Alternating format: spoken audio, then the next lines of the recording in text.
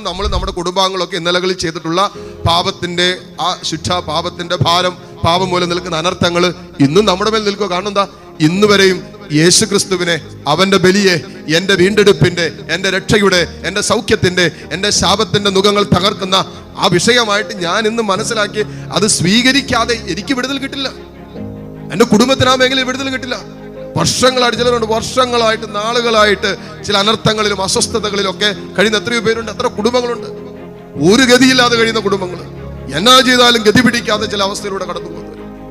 ഒന്നില്ലെങ്കിൽ ആ വിഷയത്തിൽ വിടുതൽ കിട്ടാൻ കർത്താവിന്റെ കരുണയിലേക്ക്, അവന്റെ കുരിശുമരണത്തിലേക്ക്, ആ കുരിശുമരണത്തിന്റെ യോഗ്യതയിലേക്ക് നമ്മളെ, നമ്മുടെ കുടുംബത്തെ സമർപ്പിച്ച് അനുദപിച്ച് ഏറ്റുപറഞ്ഞ് പാപമോചനെടുത്ത് വിശുദ്ധിയോടുകൂടി കർത്താവിന്റെ ശരീരവും രക്തവും സ്വീകരിച്ചാൽ പിന്നെ ഒരു തിന്മയ്ക്ക് നമ്മൾ തൊടാൻ പറ്റുകയില്ല.